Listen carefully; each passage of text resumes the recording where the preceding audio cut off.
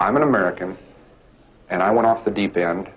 Ed Kemper has been serving a life sentence in this California prison since 1973, when, at the age of 24, he murdered his mother, then called police and confessed to having dismembered college co-eds for 2 years, as well as cannibalizing and raping their headless bodies.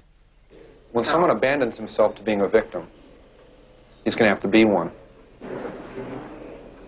With an IQ of 136, Kemper is now the prison's best reader of books for the blind. I'm saying I'd wanted to kill my mother since I was 8 years old, and I'm not proud of that. It started with surrogates at a non-human level. Physical objects, my possessions, other people's, destruction of things that are cared about, and then destruction of things that are living on a lower level, small animals, insects, animals, and then finally people. It started coming to a head again, so I went back down. I ran away back down there. And then a month later, I'm up living with my grandparents in the mountains, and 10 months later, I murdered them. It made it worse to be on top of a mountain. I was literally on top of a mountain when it happened. And I sensed everybody in the world just stopping what they were doing, turning around, saw what I did, and are coming to get me. And I knew I was paranoid at that moment. I knew anybody that came up there and gave me a funny look or a fishy eye or quizzical look, I'd have blown their brains out thinking they were coming to get me. And if it had been in a city, I would have been a mass murderer at age 15. I would have killed until they gunned me down. I wouldn't have been able to reason my way out of it. I was scared to death, and I was violent. I felt my back hit that wall. I was the rabbit that always ran, that always backed away, always burned his bridges. Suddenly there weren't any more, and my back hit that wall, and I came out screaming and kicking and shooting. He was released to the one person that authorities at the state mental hospital recommended he never see again. I got paroled to my mother. Atascadero decided that I didn't ever need to talk to her again at all. Don't give her a Christmas present. Leave her alone. She got her pound of flesh out of you. I wasn't sniveling about my mother to them. I didn't like to hear what they had to say about her. She went through 3 husbands like a hot knife through butter. 4 months after I was out, I was back into the fantasy bag.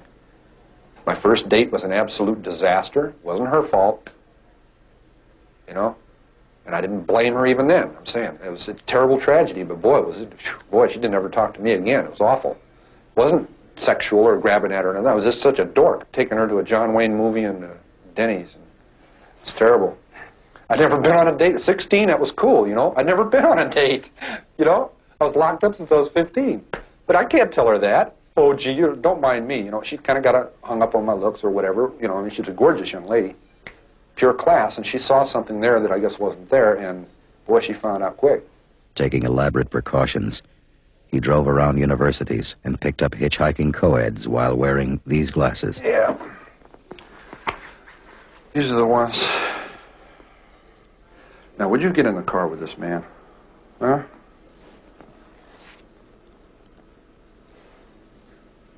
The state has made me much more credible as a human being. While his mother worked at the university, Kemper buried the mutilated bodies in the mountains and took the severed heads home. Then he slept with their heads for days and finally went looking for more. But I was losing a grasp on something that was too violent to keep inside forever. As I'm sitting there with a severed head in my hand, talking to it, or looking at it, and I'm about to go crazy, literally. I'm about to go completely flywheel loose and just fall apart. I say, wow, this is insane. And then I told myself, no, it isn't. You're saying that, and that makes it not insane. I said, I'm sane, and I'm looking at a severed... I said, well, wait a minute. I see old paintings and drawings of Viking heroes talking to severed heads and taking them to parties, old enemies in leather bags. Part of our heritage. This is me back then, in 1972 and 73. Unable to live with the fact that I just stabbed to death and cut the throat of an innocent young woman. Innocent in the sense that she did not plan on that happening. She didn't do anything specifically for that to happen to her. Yet she was a very active participant in her own death.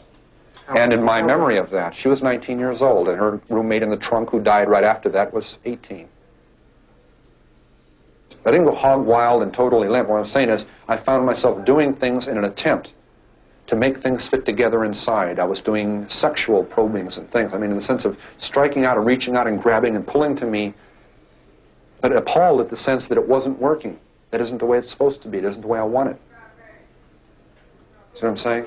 And yet during that time, I become engaged to someone who's young and is beautiful and very much the same advantages and very much the same upbringing and Disneyland values.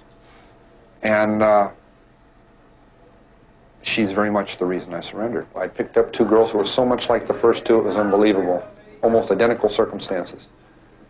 And I let them go. Everything went towards killing them, and I didn't. But I'm saying, wow, it's uncanny. It was almost like it was meant to be that way. And I said, wow, this got to stop. And I let them out.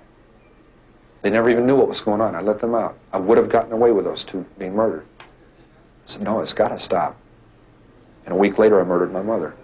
Went back to Santa Cruz and killed her. He killed her with a hammer in her sleep, cut off her head and hands, but then put her vocal cords in the garbage disposal and threw darts at her severed head. I am an American, and I killed Americans. I am a human being, and I killed human beings. And I did it in my society.